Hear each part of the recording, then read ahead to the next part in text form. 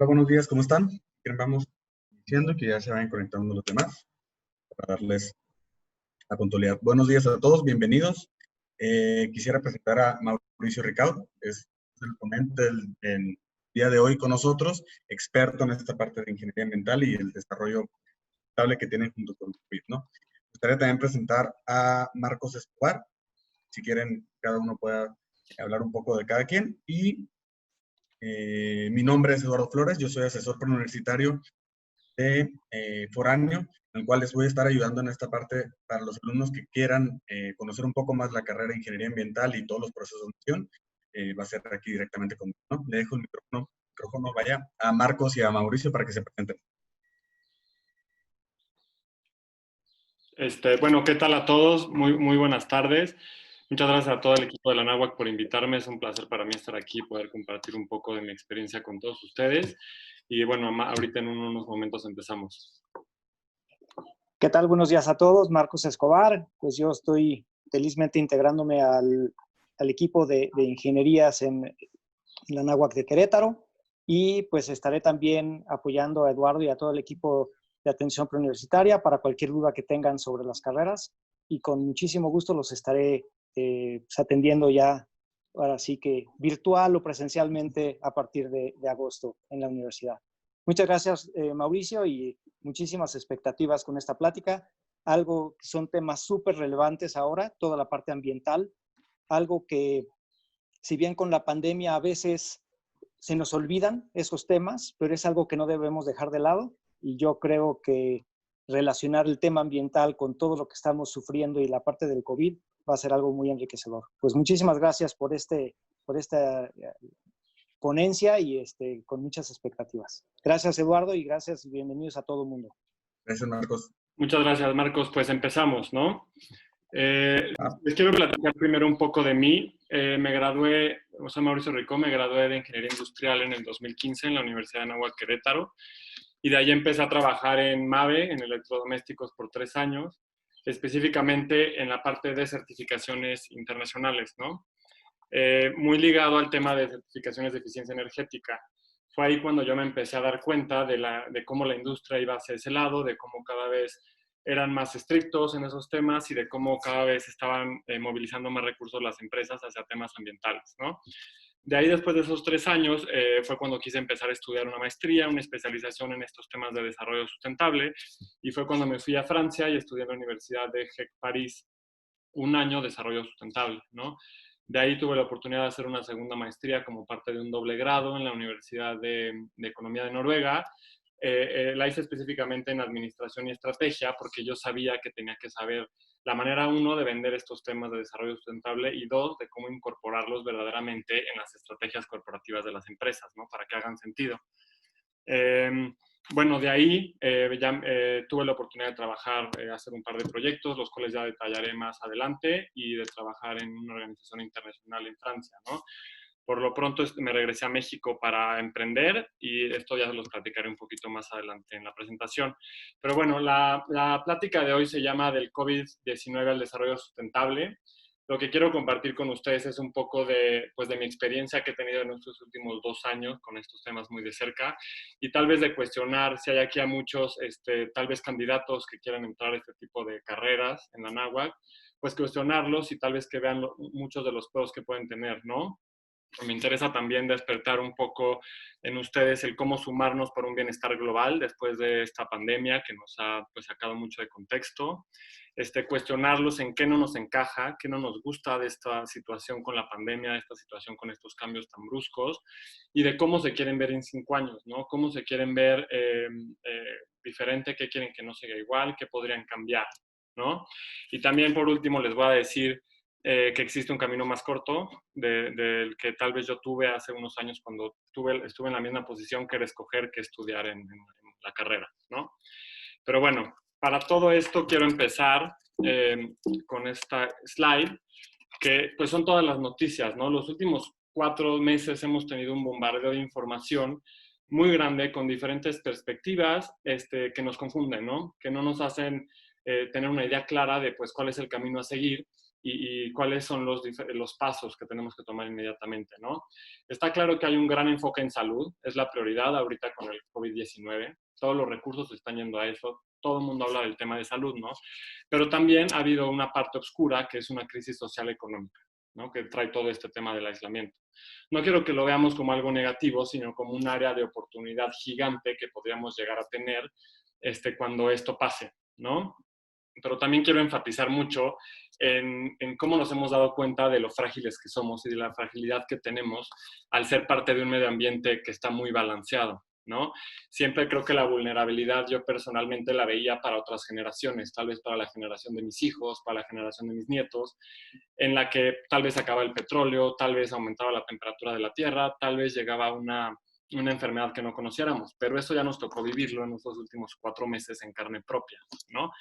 Entonces, eso, pues como les digo, nos da áreas de oportunidades muy grandes para no romper este equilibrio del que les hablo, ¿no? Por dar un ejemplo, si nuestro cuerpo funciona entre 36 y 37 grados centígrados y lo aumentamos a 38, ya nos da fiebre, ¿no? Eso es para darles un ejemplo de lo fácil y lo susceptibles que somos a cualquier cambio en el medio ambiente, ¿no? Pero bueno, para empezar a introducir el tema, me gustaría platicarles de qué es el desarrollo sustentable. Un poco como las noticias de la diapositiva anterior, el desarrollo sustentable está pues, muy de moda, todo el mundo habla de él, y pues no hay una clara línea de qué es o qué significa, ¿no? Entonces me gustaría primero definirlo. La sustentabilidad es satisfacer las necesidades del presente sin comprometer a las siguientes generaciones, ¿no? ¿Qué es eso? Es garantizar un equilibrio entre 3 pilares muy importantes. El crecimiento económico. Aquí quiero enfatizar mucho porque la sustentabilidad no está peleada con generar riqueza y tener un crecimiento económico, no es el punto principal. El segundo es un equilibrio en el medio ambiente y el tercero es un bienestar social. Estos 3 pilares conforman la sustentabilidad. Sin uno de ellos no es verdaderamente un desarrollo sustentable, ¿no? Entonces, también la sustentabilidad significa hacer un uso consciente de recursos sin agotarlos, ¿no? No producir, por ejemplo, más contaminantes de los que puede absorber la tierra. También, pues, ser equitativo con todos, ¿no? No dejar a nadie atrás. Ese es un punto muy importante.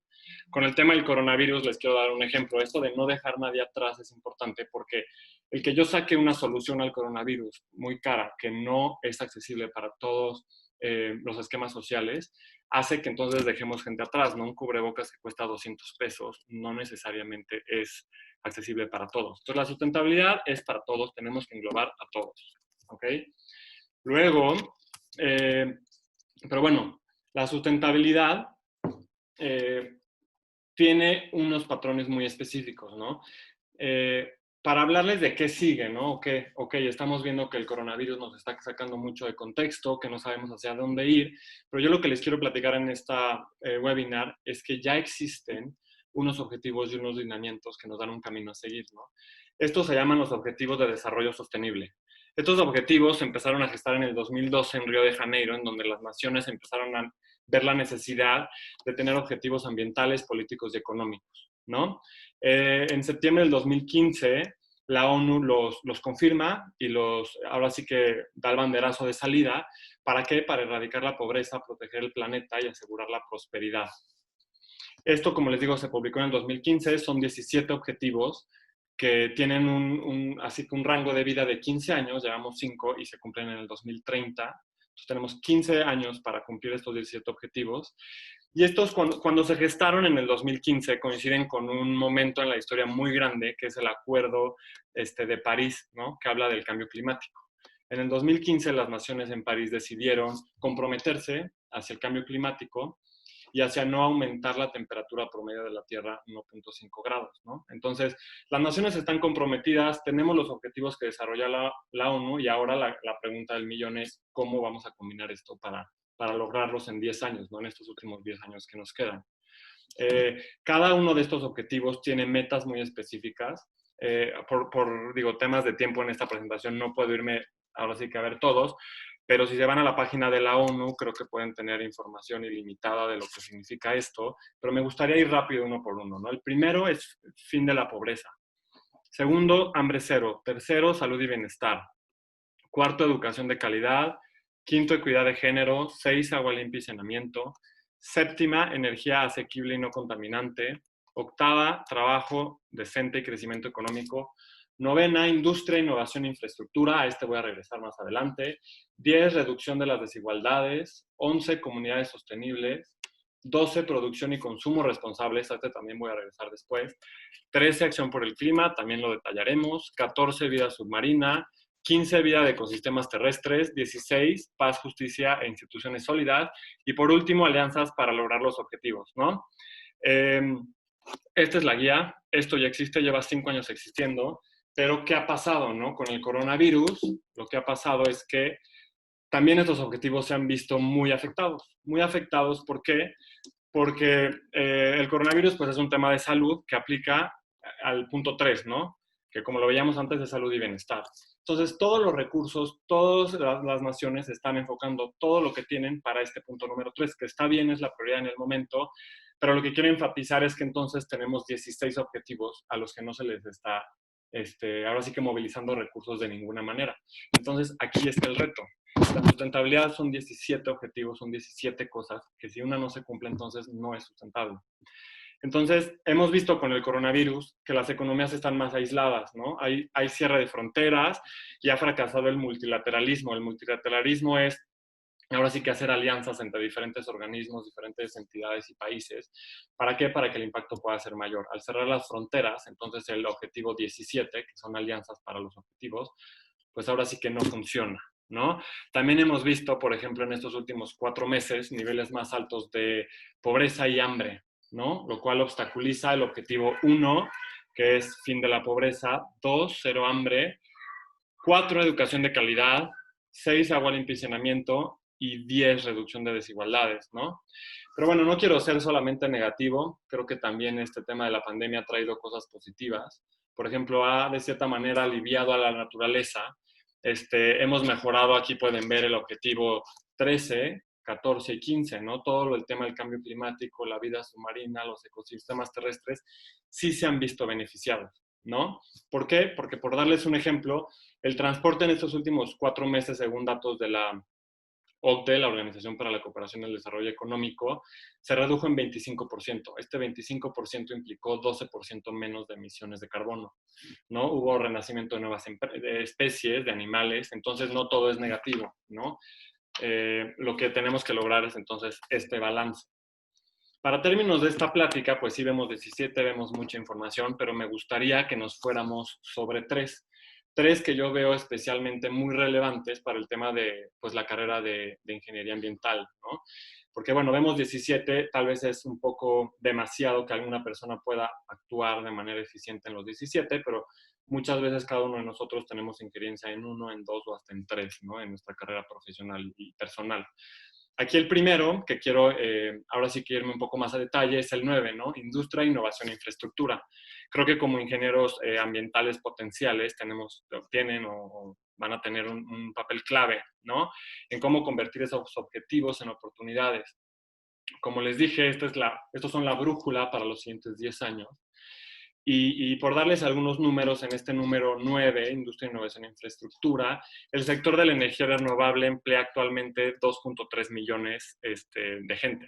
Pero el potencial es que para el 2030 podría emplear a 20 millones, ¿no? Entonces ahí tenemos más de 17 millones de empleos que se ve que se van a crear de aquí al 2020. Luego, pero también hay 2.6 billones de personas que no tienen acceso, por ejemplo, a energía estable. Casi el 30% de la población, ¿no? Nos hemos basado solamente en hidrocarburos, solamente en carbón y en petróleo. Entonces, lo único que quiero que vean con este objetivo es la gran oportunidad que hay de aquí al 2030 en rama de empleo. Yéndonos al de en medio, que es producción y consumo responsables, aquí me gustaría enfatizar que pues hay una gran tendencia actual en reciclar, ¿no? Y pues sí que bueno que se recicle y es algo que es crucial, pero ahí no estamos eliminando el proceso, el problema de raíz, porque el reciclar es, pues ahora sí que eliminar la basura que ya existe, pero el verdadero objetivo sería reducir la basura, o sea, que no haya basura para que ni siquiera la tengas que reciclar, ¿no? Otro tema muy importante en este punto 12 es que cada año en la industria de la comida se desperdician 1.3 billones de toneladas de comida. Estos son números de la ONU. Entonces, 1.3 millones de toneladas de comida. Cuando yo veo eso, digo, qué gran oportunidad hay en los procesos de manufactura y en la manera en la que esta industria sirve a la gente para que se haga más eficiente, ¿no? Este mismo sector alimentario, que es en el que yo he tenido un poco de experiencia, contribuye al 22% de las emisiones de dióxido de carbono totales del mundo, ¿no? Entonces ahí también como ingenieros ambientales, industriales, pueden ayudar a esa eficiencia en los procesos, ¿no? Por darles otro número en este objetivo, la ONU dice que si todos cambiáramos nada más por bombillas de bajo consumo para la luz, ahorraríamos 120 billones de dólares al año, ¿no? Entonces aquí les quiero decir cómo una solución tan sencilla trae ahora sí que un crecimiento económico tan grande. ¿Qué pasaría si un ingeniero ambiental pudiera mejorar un proceso que es más robusto, que es más complicado, los beneficios económicos que no tendríamos, ¿no? Pero bueno, para no hacerles el cuento largo, me gustaría ir al último que tengo aquí, que es el 13, Acción por el Clima. Si ustedes se van aquí a la página de la ONU y le dan clic, van a ver que uno de los objetivos claros para el 2030 es que tenemos que reducir las emisiones de carbono a un 45%, ¿no? En los próximos 10 años. ¿Eso qué implica? Que también tenemos que aumentar nuestra capacidad de adaptación al clima y a los desastres naturales, ¿no? Porque entonces nos hace más resilientes. Actualmente la ONU nos dice que ya estamos más o menos aumentando la temperatura en 1 grado. O sea, la temperatura promedio del mundo está aumentando 1 grado, ¿no? Y el límite es 1.5. Entonces nos da muy poco rango de acción para que los efectos sean todavía reversibles. Es decir, yo me acuerdo en la náhuatl cuando tuve alguna clase de plásticos que me enseñaban que el plástico lo puedes doblar hasta cierto punto, ¿no? Si lo doblas de más, ya nunca va a regresar a su forma original. Eso pasa un poco con el clima. ¿Qué tanto podemos empujar para que todavía regresemos a los niveles normales ahora sí que de vida, o ya sea un cambio reversible, ¿no? Este punto 13 dice que para el 2050 tenemos que tener 0 emisiones. Es decir, que todas las emisiones que ahora sí que emitamos, vaya la redundancia, se compensen con otras actividades en las que quedemos ahora sí que nivelados. Es un gran desafío, pero les quiero volver a decir, esto nos da muchísimas oportunidades.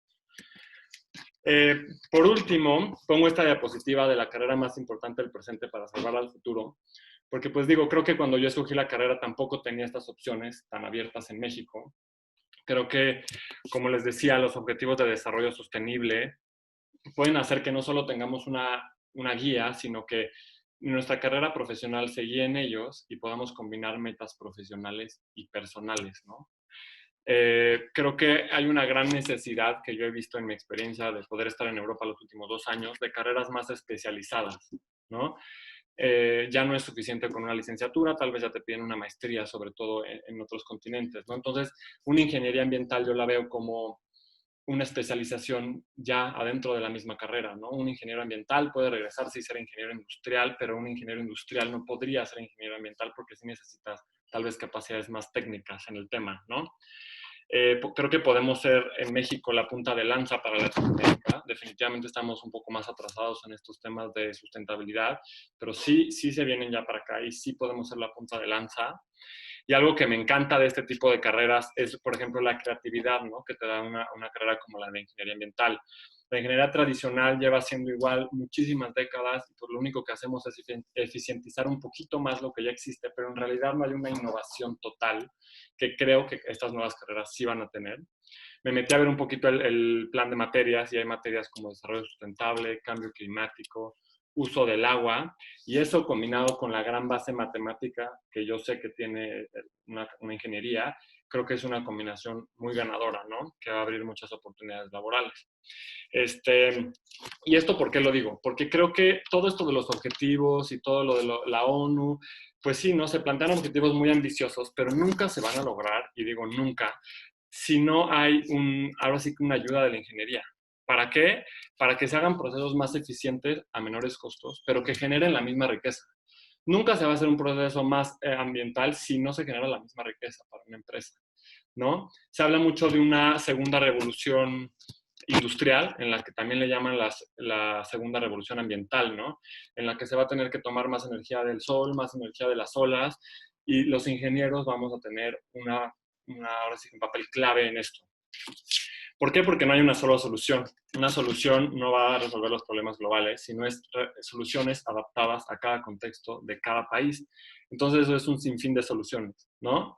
Creo que este tipo de carreras tienen que ayudar a evitar un tema que yo he oído mucho que se llama el lavado verde, que es que todas las empresas se suben a la ola de decir que son sustentables y hacen una campaña de marketing increíble y los consumidores creen que entonces los productos son sustentables. Pero lo único que es esto, nada más estás lavando la estrategia de marketing diciendo que es verde, ¿no?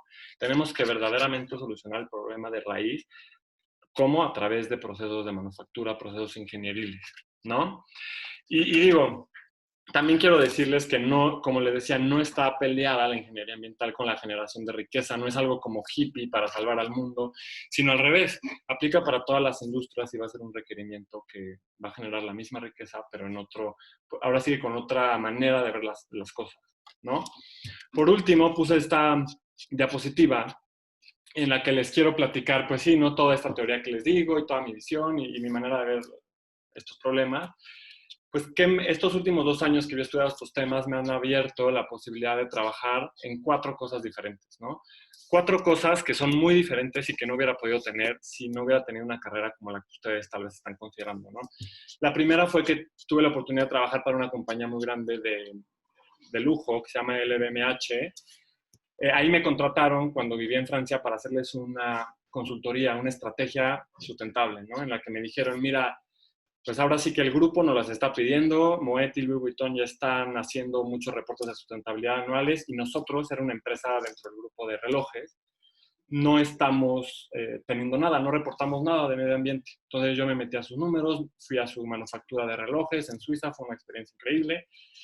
Y me di cuenta que uno de sus problemas más grandes era que estaban, por ejemplo, gastando mucha energía eléctrica, ¿no? Y obviamente les costaba y lo que querían era reducir costos. Si de paso mejoran el medio ambiente, pues qué mejor. Entonces yo me di cuenta que hicimos como una toma de calor, una toma térmica del edificio y vimos que estaban súper mal aisladas las ventanas porque era un edificio viejo. Entonces todo el calor que generaban con la calefacción se les iba.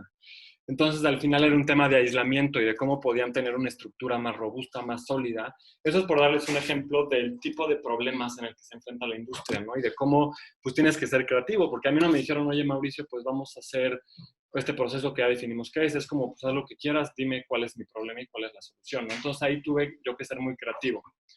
Luego, arriba a la derecha les puse, pues, mis 2 universidades en las que tuve que hacer 2 tesis, siempre enfocadas a el sector agroalimentario, mucho la industria de la comida. Para la Universidad de Noruega hice una tesis en la que yo revisé las emisiones de CO2 de diferentes tipos de comida, para darme cuenta al final, y después de 60 hojas si la leen, que uno de los productos de comida que más emiten dióxido de carbono al medio ambiente es la carne de res. Y esto no quiere decir que tengamos que dejar de comer res, ¿no? Sino que tenemos que buscar procesos más eficientes para que estas emisiones se reduzcan, ¿no? Y ahí investigando un poco me di cuenta que hay, ahora sí que comida para las vacas alternativas, unas que vienen de algas, otras que vienen de otros organismos, que podrían generar menos metano y que entonces se van a emitir menos dióxido de carbono al medio ambiente. Entonces, este es otro ejemplo de 2 industrias diferentes en las cuales la ingeniería ambiental juega un papel clave, ¿no? Abajo a la izquierda también pude trabajar 6 meses en la Organización para la Cooperación y el Desarrollo Económico como parte de alianzas globales, ¿no? Entonces yo ahí me empecé a dar cuenta de estos últimos meses, digo, dejé de trabajar ahí hace 1 mes y medio, de cómo todos los recursos se estaban movilizando solamente hacia salud. Y eso es peligroso. ¿Por qué? Porque entonces todos los proyectos que ya llevaba la OCDE con la ONU se iban a ver desprotegidos en otras áreas, como puede ser equidad de género, energías renovables. Entonces, la OCDE está compuesta de países, un poco como la ONU, que dan contribuciones nacionales anuales para generar proyectos y políticas, ¿no? Entonces, si estos países cortan sus recursos porque tienen problemas tal vez más importantes internos por el coronavirus, quiere decir que la cooperación internacional se está frenando, ¿no? Entonces, ahí también me puse a ver cómo hay otra área de oportunidad muy grande. Y por último, les quiero platicar de por qué me decidí regresar a México, ¿no? Después de tener todas esas oportunidades que ustedes dirán, ¿y por qué te regresaste, no? Muchas veces se habla de que no hay oportunidades en México y yo creo todo lo contrario. Yo después de estar fuera dije, en México hay más oportunidades que nunca y me regresé para emprender en un tema de invernaderos de alta tecnología, ¿no? Que le llaman también agricultura sustentable. ¿Por qué? Porque se utiliza menos agua, se utiliza menos insumos en general y es más productivo al controlar la temperatura, ¿no? Entonces, pues digo, quiero cerrar diciéndoles que como ven, creo que hay muchísimas oportunidades en todo el mundo en estos temas ambientales, en estos temas sustentables, y que el escoger una carrera u otra sí tiene implicaciones en qué tan creativa va a ser su vida profesional, en qué tan dinámica y en qué tanto se pueden mover de una industria a otra. Y pues que espero que esta plática les haya abierto un poquito la curiosidad y los haga ver tal vez más fuentes para entender estos temas. Y pues nada, les agradezco mucho y si tienen cualquier duda, por favor, adelante. Vamos, si quieres, abriendo preguntas que puedan poner en el chat o abran sus micrófonos, la verdad no somos tantas personas. Yo sí tengo una pregunta que me surgió, Perfecto. a ver si les puedo ayudar también a los demás que tienen la misma duda. Sabemos que México es una potencia en esta parte tiene mucho de dónde sacar sus recursos ambientales, de dónde sacar la energía solar, la energía del mar, de todo. Entonces, ¿por qué México no es una potencia en esta parte? O sea, ¿por qué no aprovechan tanto las energías renovables o el desarrollo Claro. sustentable? Pudiéramos estar dentro de los primeros, de los países con mejor desarrollo sustentable del mundo, pero ¿por qué no lo hacen? Mira, pues ahí creo que es una pregunta muy interesante porque yo cuando estuve viviendo en Noruega, pues es al revés, ¿no? Ellos son una potencia y no tienen tantos recursos. Entonces yo siempre me cuestionaba por qué Noruega. Uno, yo creo que es porque no tienen otras prioridades nacionales, ¿no? En México hay hambre, hay otros problemas que atacar primero antes de ver si mi energía es renovable o no, ¿no? Entonces eso creo que juega un papel gigante. Dos, porque las tecnologías y el desarrollo de esas tecnologías para que se vuelvan de uso comercial sí es caro. O sea, ahora sí que la investigación y el desarrollo que tienes que tener en laboratorio es muy caro y es un proceso largo. También para producirlas de manera, ahora sí que como una manufactura. Entonces, sí, yo he visto mucho en México que hay como startups de energías sustentables, pero que son accesibles para un porcentaje muy pequeño de la población por el costo, ¿no? Entonces yo creo que hasta que no se vuelva una tecnología, por ejemplo, por ponerte, ahora sí que un caso, antes yo me acuerdo que los USBs eran carísimos, ¿no? Los USBs de 4 gigas costaban 4,000 pesos, o los MP3, y eso se ha vuelto tan barato que ya todo el mundo lo puede tener, un USB no es un lujo. Pero creo que estamos en ese punto con las energías renovables. ¿Cómo lo podemos hacer un proceso más accesible para todas las personas, ¿no? Creo que también está en todos nosotros, ¿no? Es ver un poco la perspectiva diferente. O sea, no meternos en las industrias tradicionales, o sea, que la fuerza laboral se vaya a este tipo de nuevas industrias. Pregunta Ana Daniela. ¿Es buena idea estudiar ingeniería ambiental en México o deberías aspirar a estudiar en otro país? Mira, yo creo que sí es bueno empezar en México. ¿Por qué? Porque te da una perspectiva de la realidad que vive tu país. Yo en Europa veía en mis conversaciones de la maestría, de las clases, que muchos países europeos o asiáticos decían cosas que yo decía, esto en México nunca va a funcionar, ¿no? O sea, sí es la utopía, sí es lo ideal, pero no es una necesidad de mi país. Mi país tiene otras necesidades de sostenibilidad primero, ¿no? Como tal vez uso eficiente de agua. Tal vez en Europa ya se hace un uso eficiente de agua. Y si tú te capacitas demasiado en eso y regresas a México, pues te van a decir, mira, estamos a 10 años de que esto sea una prioridad. Entonces, primero estudiar en México, ver la realidad de lo que necesita tu país y tal vez irte fuera, estudiar una maestría y complementarlo, creo que sería una mejor decisión.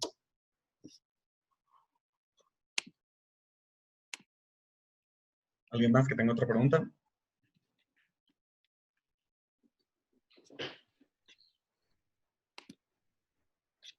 Aprovechen, de una vez que estamos aquí podemos resolver sus dudas.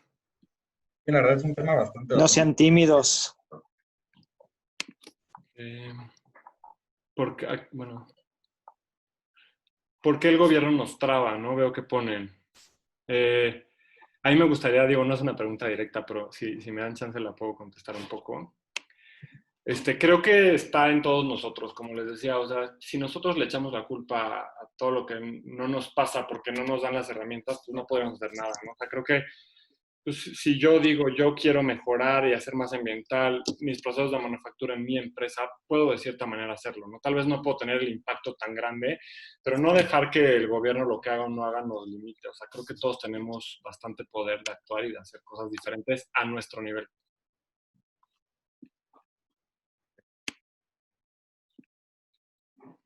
Ya pregunta, ¿tienes algún tipo de recomendación de páginas o libros para buscar sobre el tema ambiental en México y las oportunidades que se presentan? Mira, ahí Lucía me gustaría recomendarte con este tema que les dije de que en el 2015 fue la Convención del Cambio Climático en París y los países firmaron como un compromiso. México firmó y cada año está obligado a emitir un reporte que se llama como Reporte Nacional Voluntario en tema de cambio climático. Entonces México ahí detalla, casi un libro, objetivo de desarrollo sostenible por objetivo de desarrollo sostenible, en dónde estamos, qué mejoró y qué hay todavía por mejorar. En inglés se llaman B chica RN. Es súper interesante y de ahí puedes partir.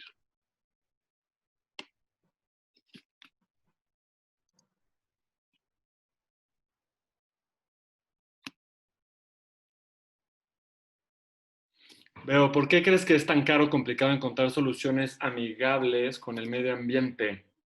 Yo creo que es tan caro porque es nuevo. O sea, todo lo que es nuevo y es desconocido y no se considera una prioridad, siempre empezarlo va a ser más caro, ¿no? Como si yo decido ponerle una pantalla más grande a un coche, ¿no? O sea, eso no es sustentable, pero eso es nuevo y va a ser más caro.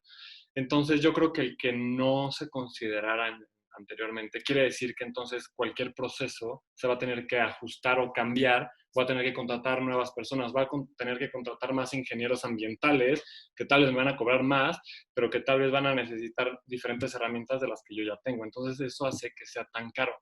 Pero en el momento en el que se vuelva más de uso común y más empresas lo adecúen y ya sea tal vez obligatorio después del coronavirus y ya México lo vea como prioritario, se va a volver, estoy seguro que más barato.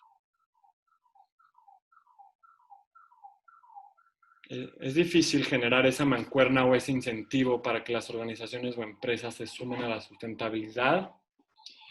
Pues mira, es difícil, pero no es imposible. Creo que las empresas se van a sumar cuando vean un retorno económico. ¿Por qué? Porque entiendo, ¿no? O sea, una empresa existe para generar un retorno económico, no existe para disminuir su impacto ambiental.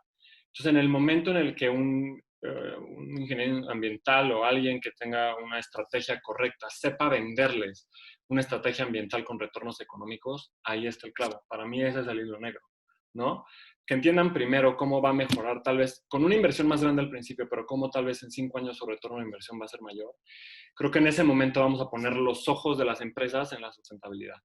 En vez de que sea visto como algo, pues ahora sí que bueno, qué buena onda, la gente es súper buena para eso y es como hippie, como holístico, pero no es la realidad. Luego veo que ponen algunos países como Alemania tienen una gran producción energética que incluso llegan a exportar esa energía. ¿Qué retos ves más presentes en México para lograr esto? Pues mira, específicamente en otras industrias no sé tanto, pero en la de los invernaderos de alta tecnología sí existe, ¿no? O sea, ya existe una tecnología que se llama cogeneración de energía, en la que con gas, quemar el gas, generas electricidad, CO2, y calor. Son 3 insumos que se necesitan en un invernadero, ¿no? Entonces yo solo con gas voy a tener esta máquina que me da estos 3 como subproductos. Eso quiere decir que yo quemo gas y yo hago mover una turbina en la que me va a generar electricidad. Obviamente el invernadero no necesita tanta electricidad. Esa electricidad que yo no voy a usar ya se la puedo vender a la CFE. Ya existe y yo he visto invernaderos en México que, aparte de tener esta tecnología sustentable, generan un retorno vendiéndole la energía a la CFE. Sí es una tecnología cara, sí, pero ya hay muchos subsidios y muchas oportunidades para meterlas, ¿no? Entonces creo que es más bien ver, industria por industria, qué tecnología aplicable puede ser más viable. Ian, veo que pones, hola Mauricio, muchas gracias por toda tu información. ¿Cómo ves a México en 10 años en energía sustentable? Los empleos que mencionaste que se crearían ayudaría a suprimir problemas de pobreza, educación y seguridad. ¿Seríamos posible potencia? ¿Qué opinas? Sinceramente no creo que seamos una potencia en estos temas sustentables en 10 años, pero creo que estaríamos en camino posiblemente a hacerlo en Latinoamérica. ¿Por qué? Porque en Europa sí ya llevan muchos más años, ¿no? O sea, desde finales de los 90 ya se hablaba más de estos temas. Creo que el reto para México de aquí a 10 años es que las empresas empiecen a formar equipos de responsabilidad de medio ambiente, equipos ambientales. Pero ¿a qué nivel, no? ¿A qué nivel? A un nivel en el que estén en el consejo. Es decir, que el vicepresidente de medio ambiente de la empresa tenga el mismo poder que el vicepresidente de finanzas. Es decir, que cuando se toma una decisión a nivel consejo, la parte ambiental tenga el mismo peso que cualquier otro, ¿no? Porque si no, entonces es como la última prioridad. Entonces creo que ahí está el reto. Las empresas en Europa ya tienen casi todas un equipo, de entre 5 y 10 personas cuando son medianas y más de 10 cuando son grandes, solamente en temas ambientales, de revisar la cadena de suministro, de qué podemos mejorar. Y muy pocas en Europa vi que tuvieran esa decisión a nivel consejo, ¿no? Entonces, creo que para que seamos una potencia tendríamos que tener esa toma de decisiones en materias ambientales a nivel consejo de la empresa. En 10 años sí podemos mejorar, no para ser una potencia, pero para convertirnos en una pronto. ¿Qué sectores ves grandemente potenciados para el desarrollo sustentable a futuro en México? Pues mira, yo creo que, como les platicaba, el tema de la industria de la comida, ¿no? La industria de la comida yo he visto que no solo la tenemos en México para consumo nacional, sino muchas veces para exportación. Entonces, ya no estamos afectando solo a México, sino estamos afectando la manera en la que producimos a otros países. ¿Por qué? Porque en México es más barata la mano de obra. Yo creo que uno, la comida, dos, el transporte, principalmente esos dos. ¿Crees que la ingeniería en energías renovables tenga el mismo impacto que ingeniería ambiental? Pues mira, yo te lo preguntaría a ti, podría tener el mismo impacto dependiendo de, ahora sí, de en qué te especialices. Una ingeniería ambiental es más general, ¿no? Una ingeniería ambiental es como si vemos la ingeniería industrial, ¿no? Es la general y hay ingeniería civil, ingeniería química, etcétera. La ingeniería ambiental es la general y podrías tener ingeniería renovables, ingeniería en agua, ingeniería en cadena de suministro sustentable. Entonces yo creo que una ingeniería en energías renovables tendría más especialización. Si no sabes bien qué quieres, yo me iría por una ingeniería ambiental, te da más campo de acción, ¿no? O sea, si ya sabes perfecto que las energías renovables es lo tuyo y te gusta esa parte técnica, vete por ahí. Pero creo que la ingeniería ambiental te da un poquito más de cómo venderte. Si tú llegas a una empresa, le puedes decir como ingeniero ambiental que le sabes a las energías renovables también, ¿no? Es un poco la manera en la que te quieres vender con un empleador. Yo tengo otra pregunta. Sí.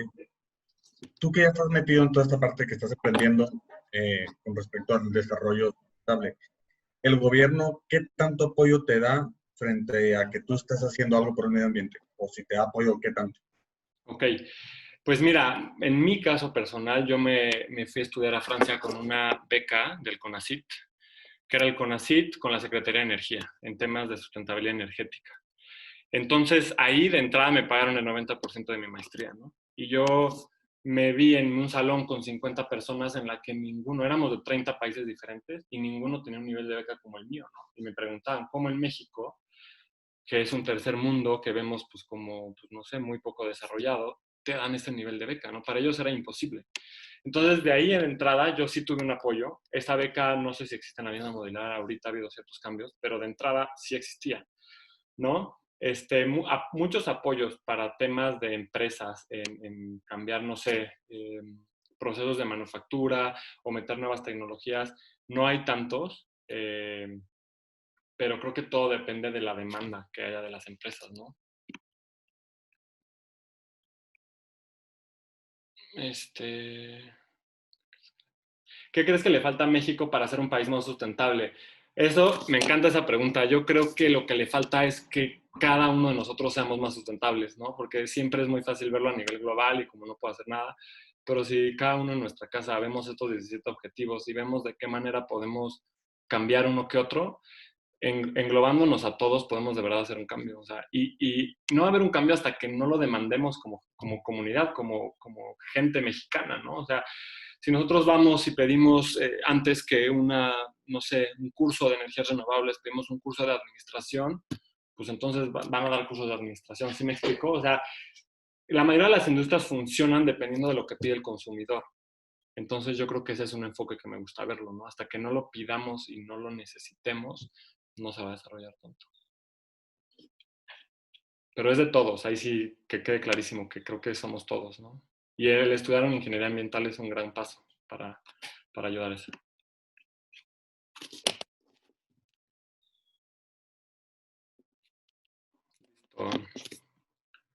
Por ahí no sé si alguna de las preguntas no las contesté al 100%, díganme.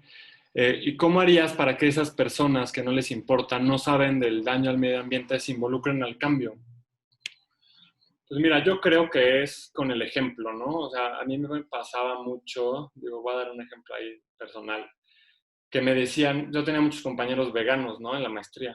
Y yo lo único que decía con los veganos es pues, qué complicado es y cómo no, o sea, nunca me gustaría ser vegano, ¿no? Porque me imponían mucho, me enseñaban, eran como muy drásticos. Creo que es ir por pasos, ¿no? Si yo quiero convencer a alguien que tengo que no comer carne, tengo que primero decirle que reduzca su consumo de carne. No le puedo decir a alguien que de un día a otro ya no use, se bañe en un minuto, no prenda la luz de su casa. O sea, ¿sí me explico? Es como enseñarles que es paso a paso y que son pequeñas acciones que se pueden volver grandes. Creo que mucha gente ve que es demasiado y si yo les enseño ahorita 17 objetivos me van a decir, no, pues nunca vamos a llegar. Pero si lo vemos poco a poco, uno por uno, creo que genera un ejemplo más positivo que si saturamos a una gente con todo lo que hacen mal, ¿no? Es más bien con el ejemplo.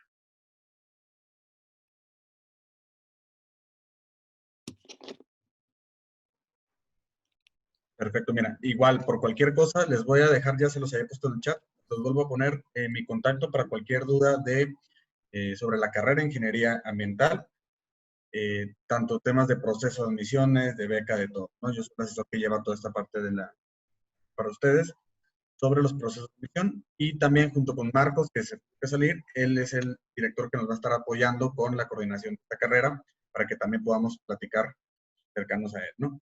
O a mandar. Perfecto.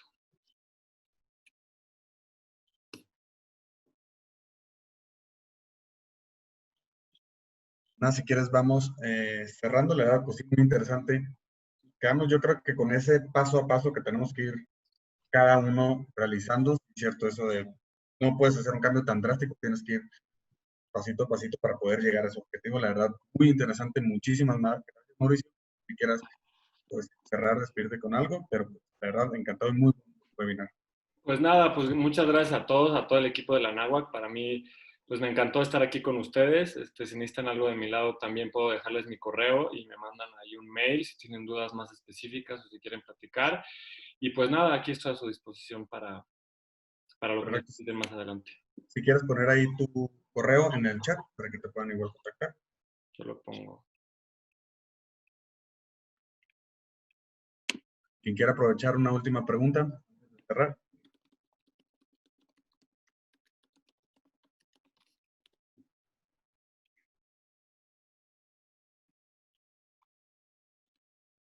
Venga, vamos con la última.